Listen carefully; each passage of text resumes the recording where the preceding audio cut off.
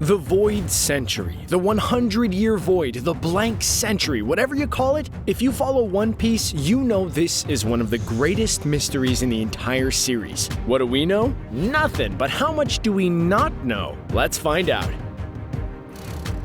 The most important place to begin is the beginning, obviously. So when is the Void Century? Well, it takes place 900 years before the current One Piece story. The Void Century is an odd phenomenon because while virtually nothing is known about it, the gap in time is. To the average citizens of One Piece, the gap in time is common knowledge, but it is often believed that filling it is impossible and that simply 100 years of the world's history is lost and can never be reclaimed. To a select few, like Nico Robin, they know that the gap can be filled. While they may not know what events occurred, they believe that filling this gap will tie the threads of history. At first, you might be thinking, yeah, that's kind of a no-brainer, right? But making the world of One Piece's history is key to solving a lot of mysteries Oda has sewn into the world of One Piece. It's said that to know the true history of the world, it would change the paradigm of One Piece altogether. We will get into just what those mysteries are later on in the video. But why is this piece of time missing from the One Piece history? Again, we don't know. Trust me, that will become a running theme in this video. To learn about the Void Century is forbidden knowledge according to the world government. Anyone who knows anything connected to it is wiped out. This is what happened with Nico Robin and the people of Ohara. The people of Ohara could read Poneglyphs, ancient stone blocks that had a long-dead language written on them. After learning this, the world government sent CP9 to deal with the people of Ohara and kill them all. Only a large hegemonic force like the world government could keep a secret like the Void Century so well hidden.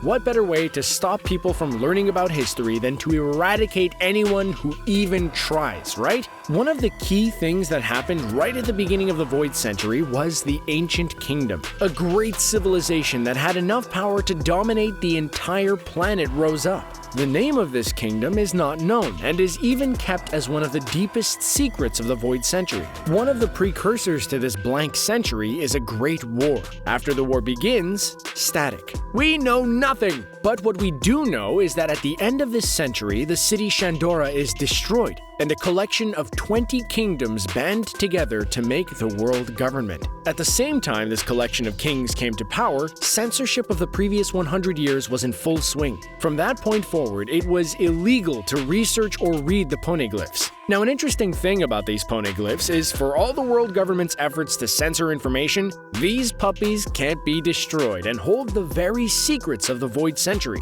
Created by the Kozuki family in Wano country, the Poneglyphs are one of the last remaining structures containing the secrets to the Void Century, as well as other secrets the world government would rather you not know. There are 3 types of Poneglyph: road, instructional, and historical. Instructional Poneglyphs contain clues or directions on where to find historical Poneglyphs. Historical Poneglyphs talk about the past or contain messages by the ancient people. Finally, road Poneglyphs help reveal a location. There are 4 road Poneglyphs in all and lead to Laugh Tale. Now, why do these big unbreakable hunks of stone matter, and what do they have to do with the Void Century? Well, if it's not obvious to you by now, I'll quickly explain. Historical Poneglyphs contain messages from the ancient people and exist on stone that the world government can't destroy. Scholars like Nico Robin live to find these stones. Road Poneglyphs lead to Laugh Tale, the last island in the Grand Line. Goldie Roger made it to Laugh Tale, which is where he is said to have left One Piece. Pretty obvious why everyone and their mother would want to find Laugh Tale, but the Poneglyphs are just one piece to this puzzling period. In fact, throughout One Piece, mysteries have sprung up that can only be solved by finding out what happened in the Void Century. First and foremost is the name of the Ancient Kingdom. The kingdom so powerful that 20 other kingdoms had to band together to defeat it and form the world government. That Ancient Kingdom. It had a name, but the name has been lost to time as of writing this video. There was one person who knew the name of this Ancient Kingdom, Professor Clover from Ohara.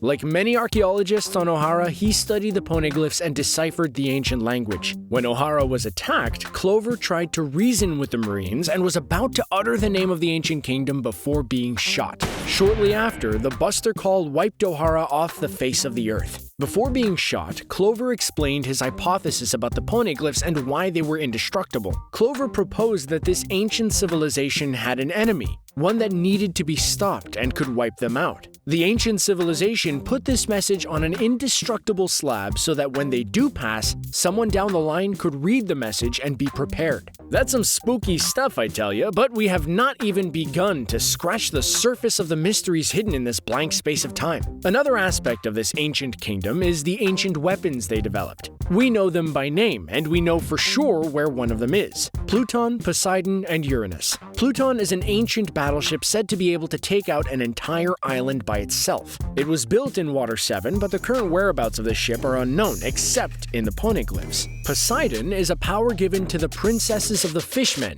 With this strange power, Poseidon can control the powerful sea kings of the deep. Currently, we know that Shirahoshi is Poseidon. Finally, Uranus is a weapon we have not seen at all. We don't know what it looks like, if it's a ship or another power like Poseidon. What we do know is that these weapons were made by the ancient kingdom. Another notable figure that's brought up in the Void Century is Joy Boy. Who is Joy Boy? I don't know. We don't know his real name or what he looks like, but we know his actions. During the Void Century, Joy Boy traveled to Fishman Island and promised the citizens that, with the aid of Poseidon, he would help lift the large ship Noah and have it ascend. Who built Noah? Again, I don't know. As of making this video, it has not been revealed. For some reason, Joy Boy was unable to fulfill his promise to the fishmen, but he wrote his apology in the Fishman Poneglyph. Since then, the fishmen have kept Noah until the appointed time comes. When is the appointed time? Say it with me now. No one knows. Now, we're not done. A failed promise is not all Joy Boy did in the Void Century. It is said that he left an item of unimaginable value on the last island in the Grand Line. The last island in the Grand Line is Laugh-Tale. Goldie Roger made it to Laugh-Tale and left everything in one piece, leaving a lot open for interpretation, but it is safe to say that Joy Boy's item and Goldie Roger's One Piece might be one and the same.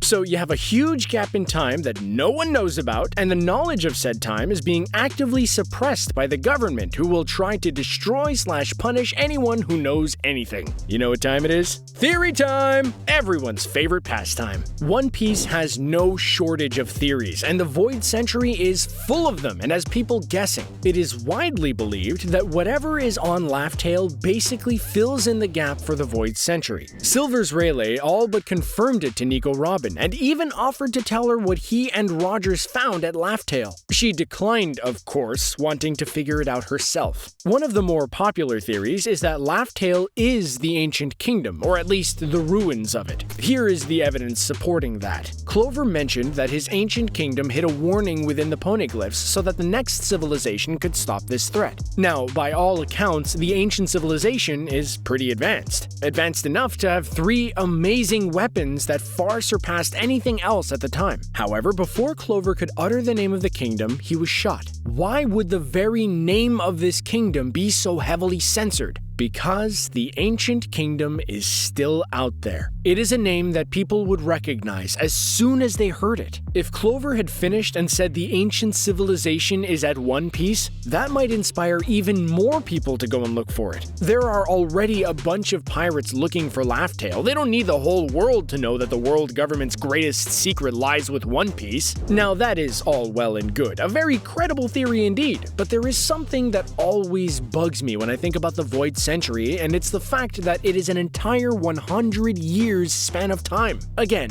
obvious, right? But 100 years is a very long time, even for the One Piece world. You're telling me all that time needed to be destroyed or censored? Well, anyone who digs deep enough will know about the Poneglyphs, and the 3 ancient weapons seem to be pretty well known, if not common knowledge. So what exactly happened in the time between the Great Kingdom being so, well, great, and then it not existing at all? One theory I've come up with is that before the Void Century, the world was connected. It's been brought up before. We even did a video recounting this theory, but this time I have something new to add to it. So I think that the segmented world of One Piece didn't exist in the pre-Void Century. Then then something happened that changed the landscape of the planet forever, and the seafaring world could not travel freely. Now, the ancient kingdom was advanced, super advanced for their time, and perhaps they had a way to terraform and had plans to leave this planet to terraform other planets, or like the moon. An interesting detail given the information we get from Enel's cover story in the manga. I think that there's a fourth ancient weapon so great that it could shape the Earth itself, and it is with Uranus. This coincides with another theory that Uranus is an airship. People speculate that because Uranus is the Greek god of the skies. Given the world government's fervor to keep this void century a secret and that it begins and ends with a war, a terraforming weapon would be a secret worth all of this extra work.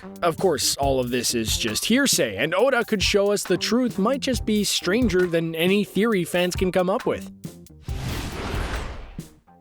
And that is all that is known, or could be known, about the Void Century. Will any of this come to pass? Maybe one day when Ooda finally reveals his plans, we'll know. Hey, drop your favorite Void Century theory in the comments down below. And don't forget to subscribe to CBR for more anime content. See you next time.